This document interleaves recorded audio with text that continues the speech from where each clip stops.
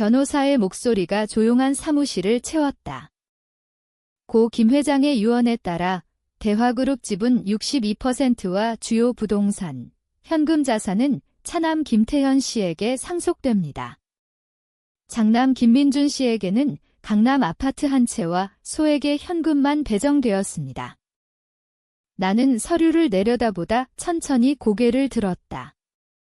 미소가 입가에 맴돌았다. 변호사님, 내가 말했다. 정말 모르세요? 사무실 안공기가 얼어붙었다. 박지연 아버지의 두 번째 아내 근 눈을 치켜뜨며 나를 노려봤다. 태현은 당황한 얼굴로 어머니를 바라봤다. 변호사는 안경을 고쳤으며 헛기침을 했다. 나는 아무 말도 더 하지 않았다. 그냥 웃었다. 그들은 아직 몰랐다. 이게 끝이 아니라는 걸? 나는 아버지의 장례식장부터 모든 걸 알았다. 관 뚜껑이 닫히는 순간 나는 이미 결심했다. 아버지는 살아생전 나를 지우려 했다. 회사에서도, 집에서도, 심지어 가족 사진에서도. 어머니가 암으로 죽은 뒤 아버지는 박지연을 데려왔다. 그녀는 29이었고 아버지는 57이었다. 태현이 태어났을 때 아버지는 처음으로 웃었다. 나를 보며 웃은 적은 없었다. 나는 25의 대화그룹 기획실에 들어갔다. 아버지는 나를 가장 낮은 자리부터 올려보냈다. 실력을 증명해라. 그 말 한마디로 10년을 버텼다. 야근, 주말 출근, 해외 출장. 나는 실적을 냈다. 그런데도 아버지는 회의석상에서 태현을 칭찬했다. 태현은 대학도 제대로 나오지 않았는데 벌써 상무자리였다. 나는 참았다. 말하지 않았다. 어머니가 죽기 전에 했던 말이 떠올랐다. 민준아, 내 아빠는 원래 그래? 그냥 내 할 일만 해. 그래서 했다. 할 일을 했다. 그런데 아버지는 죽어서도 나를 지웠다. 변호사가 다시 입을 열었다. 추가 설명이 필요하시면? 나는 고개를 저었다. 괜찮습니다. 나는 일어섰다. 박지연이 날카롭게 말했다. 민준 씨, 불만 있으면 말해요. 법적으로 문제 없어요. 나는 그녀를 똑바로 봤다. 알고 있습니다. 그녀의 눈이 살짝 흔들렸다. 아주 잠깐. 나는 그걸 놓치지 않았다. 사무실을 나서며 나는 핸드폰을 꺼냈다. 한 통의 문자가 와 있었다. 결과 나왔습니다. 99.9% 불일치. 나는 화면을 꺼두었다. 아직 때가 아니었다. 강남에서 여의도로 가는 지하철 안, 창밖으로 스쳐 지나가는 빌딩들이 번쩍였다. 나는 이어폰을 꼈다. 아무 음악도 틀지 않았다. 그냥 소음을 차단하고 싶었다. 어머니가 죽은 해, 나는 16이었다. 아버지는 장례식 다음 주에 박지연을 집으로 데려왔다. 새엄마다 그게 전부였다. 나는 방에 틀어박혔다. 박지연은 처음엔 나에게 잘하려 했다. 밥을 차려주고 옷을 사주고. 나는 받지 않았다. 그녀가 원하는 게 뭔지 알았으니까. 아버지의 돈, 그리고 태현이 태어나면 그 아이의 미래. 태현이 태어났을 때 아버지는 회사 사람들 앞에서 술을 샀다. 내 아들이다. 나는 그 자리에 없었다. 초대받지 못했다. 나는 그날도 야근 중이었다. 대학을 졸업하고 회사에 들어간 뒤 나는 아버지의 눈에 들려고 애썼다. 새벽 5시에 출근해서 자료를 만들었다. 아버지가 회의에서 이거 누가 했냐고 물으면 나는 손을 들지 않았다. 누가 알아주길 바란 게 아니었다. 그냥 내 자리가 필요했다. 그런데 아버지는 점점 더 태현을 앞세웠다. 태현은 해외 유학을 갔다 와서 바로 이사 대우였다. 나는 아직 과장이었다. 어느 날 아버지가 나를 불렀다. 민준아, 너 태현이 좀 도와줘라. 나는 대답했다. 네. 그게 끝이었다. 나는 태현의 실적을 만들어줬다. 해외 계약, 신사업 제안. 태현 이름으로 보고서를 올렸다. 아버지는 태현을 칭찬했다. 나는 아무 말 하지 않았다. 그러다 아버지가 쓰러졌다. 뇌졸중이었다. 병실에서 아버지는 나를 보자마자 말했다. 태현이 잘 부탁한다. 나는 고개만 끄덕였다. 그게 마지막 대화였다. 아버지가 죽은 뒤 나는 그의 서재를 정리했다. 그때 우연히 박지연의 옛 핸드폰을 발견했다. 잠금은 풀려 있었다. 메시지함에 남자 하나와의 대화가 남아 있었다. 태현이 5살 때의 대화였다. 우리 아들 DNA 검사했어? 확실히 해야 해. 상대방의 답장. 필요 없어. 닮았잖아. 나는 그날 밤 태현의 머리카락을 몰래 뽑았다. 아버지의 면도기에서 DNA 샘플을 채취했다. 검사 의뢰는 익명으로 했다. 결과가 나오기까지 3주 걸렸다. 나는 그 3주 동안 아무 일도 없었다. 회사에 나가고 회의하고 야근했다. 박지연은 나를 조심스럽게 대했다. 태현은 여전히 웃었다. 형, 유언장 봤어?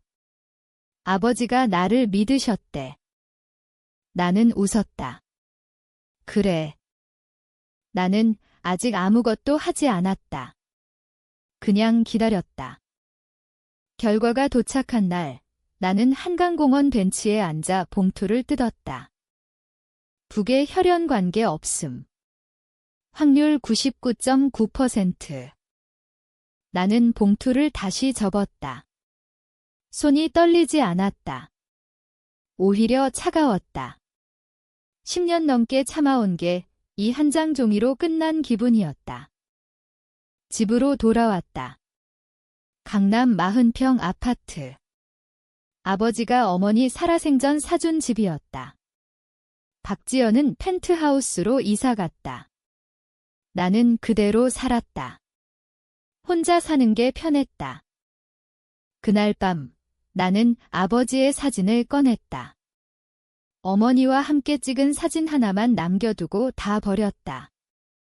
사진 속 아버지는 웃고 있었다. 어머니를 안고 나는 그 사진을 보며 생각했다. 아버지는 왜 나를 미워했을까? 내가 어머니를 닮아서? 아니면 내가 그의 죄책감을 상기시켜서? 다음 날 나는 변호사를 따로 만났다. 아버지가 평소 거래하던 로펌의 젊은 변호사였다. 유류분 청구 가능할까요? 그는 고개를 저었다. 유언이 명확합니다. 유류분 침해 소송해도 승소 가능성 낮아요. 회장님이 생전 증여도 많이 하셨고. 나는 고개만 끄덕였다.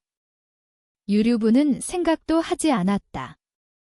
그건 너무 느리고 너무 정정당당했다. 나는 다른 길을 택했다. 먼저 태현의 생물학적 아버지를 찾았다. 박지연의 옛 메시지 속 남자. 이름은 최석훈. 당시 대화그룹 협력업체 대표였다. 지금은 은퇴했다. 나는 그를 만났다. 카페에서. 그는 나를 보자마자 얼굴이 하얘졌다. 김민준 씨 어떻게? 나는 DNA 결과 사본을 내밀었다. 그는 떨리는 손으로 받아들었다. 돈 드릴게요. 얼마든지 그가 말했다.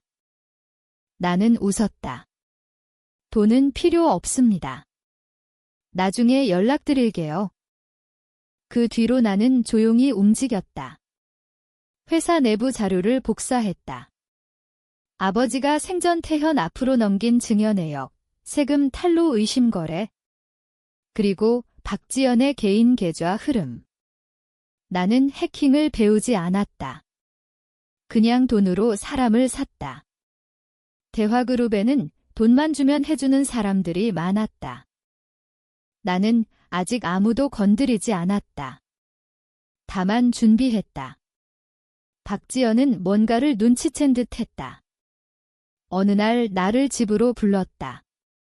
펜트하우스. 태현은 해외 출장 중이었다. 민준 씨, 우리 솔직히 얘기해요. 그녀가 와인을 따르며 말했다. 불만 있으면 말해. 더 줄게. 나는 와인을 마셨다. 더 줄 게 있나요? 그녀가 웃었다. 회사도 줄 수 있어? 태현은 관심 없어. 나는 그녀를 똑바로 봤다. 거짓말하지 마세요. 그녀의 미소가 굳었다. 그날 밤, 나는 처음으로 잠을 이루지 못했다. 태현의 얼굴이 떠올랐다. 어린 시절, 태현은 나를 따라다녔다. 형, 나중에 나도 형처럼 되게 그랬었다. 나는 그 애를 미워할 수 없었다. 그런데도 나는 멈출 수 없었다. 계획은 천천히 진행됐다. 먼저 언론에 제보했다. 익명으로. 대화그룹 상속 분쟁 임박. 장남 유류분 소송 준비 작은 기사가 났다. 주가가 살짝 흔들렸다. 박지연은 바로 반응했다. 기자회견을 열었다. 가족 간 불화는 없다. 장남도 충분히 배려했다. 그녀는 눈물을 흘렸다. 태현은 옆에서 어머니 손을 잡았다. 나는 TV를 보며 웃었다. 아직 시작도 안 됐다. 나는 다음 카드를 꺼냈다. 최석훈에게 연락했다. 기자회견 하시죠. 그는 거절했다. 나는 돈을 더 얹었다. 그리고 그의 가족 사진을 보냈다. 그는 결국 수락했다. 최석훈의 기자회견은 충격이었다. 김태현이 내 아들이다. 박지연과 오래전 관계였다. 증거로 옛사진과 메시지를 제시했다. 언론이 미쳤다. 대화그룹 주가는 15% 폭락. 박지연은 즉시 반박했다. 터무니없는 주장이다. 법적 대응하겠다. 그러나 여론은 이미 돌아섰다. 태현은 얼굴을 숨겼다. 회사에 나오지 않았다. 나는 회사에 나왔다. 평소처럼. 임원들이 나를 힐끔거렸다. 나는 회의에서 침착하게 말했다. 현재 상황에서 경영 안정화가 최우선입니다. 제가 임시 대표 역할 수행하겠습니다. 놀랍게도 반대가 없었다. 모두가 혼란 속에서 안정적인 얼굴을 원했다. 박지연은 나를 다시 불렀다. 이번엔 변호사와 함께였다. 민준 씨, 그만해요. 우리가 잘못했어요. 나는 차갑게 말했다. 지금 와서요.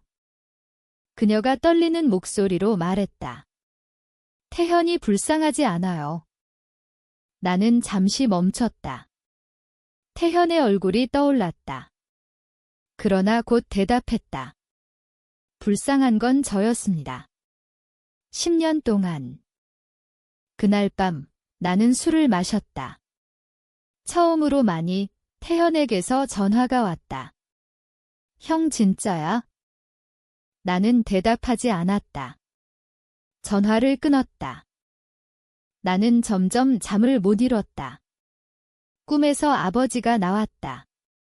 너 왜 그러냐? 나는 대답하지 못했다. 깨어있으면 태현의 어린 얼굴이 떠올랐다. 내가 파괴하고 있는 게 단순히 박지연만이 아니라는 걸 알았다. 법정 싸움이 시작됐다. 박지연 측은 DNA 조작이라 주장했다.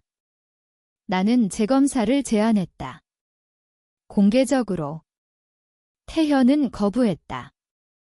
그게 결정적이었다. 여론은 완전히 돌아섰다. 대화그룹 주주는 임시 주주총회를 요구했다.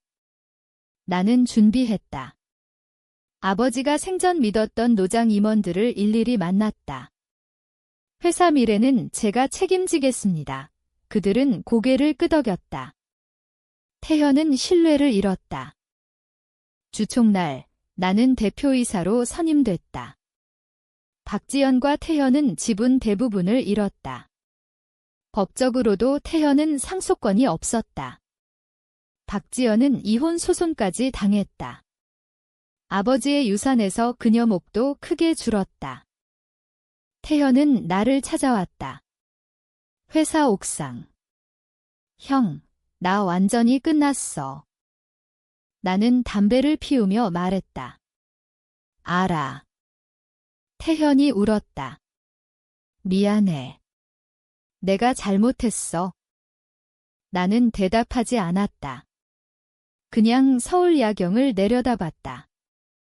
박지연은 해외로 떠났다. 소문으로는 빚더미라고 했다. 태현은 이름 바꾸고 지방으로 내려갔다. 나는 모든 걸 가졌다. 회사, 돈, 권력. 그런데 이상했다. 아무것도 느껴지지 않았다. 사무실에서 혼자 앉아 있으면 가끔 어머니가 떠올랐다. 민준아, 그냥 내 할 일만 해. 나는 할 일을 했다. 그런데 이게 내 할 일이었나? 어느 날 옛 동료가 물었다. 민준아, 너 지금 행복해? 나는 웃었다. 그걸 왜 물어? 그는 아무 말도 하지 않았다. 나는 점점 사람을 멀리했다. 회의에서도, 술자리에서도. 모두가 나를 두려워했다. 나는 그걸 알았다. 그리고 그게 편했다. 지금 나는 대화그룹 회장실에 앉아 있다. 창밖으로 서울이 보인다.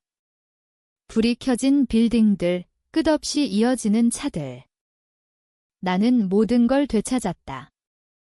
아버지가 나에게 주지 않았던 것, 박지연과 태현이 빼앗으려 했던 것, 법적으로도, 실제로도. 태현에게서 마지막 문자가 왔다. 3개월 전 형, 나 잘 살아볼게. 나는 답장하지 않았다. 그 뒤로 연락이 끊겼다. 나는 가끔 생각한다. 내가 태현을 파괴한 게 아니라 아버지가 우리 둘을 파괴한 건 아닌지. 아버지가 나를 미워하지 않았다면, 박지연이 나타나지 않았다면 태현은 그냥 내 동생으로 남았을 텐데. 그러나 그건 변명일 뿐이다. 나는 선택했다. 침묵하지 않기로. 그 선택의 대가는 태현의 삶, 박지연의 모든 것, 그리고 내 안의 무언가였다. 나는 창가에 서서 물었다. 스스로에게. 이게 정의였나? 답은 없었다. 다만 서울의 불빛만이 깜빡였다.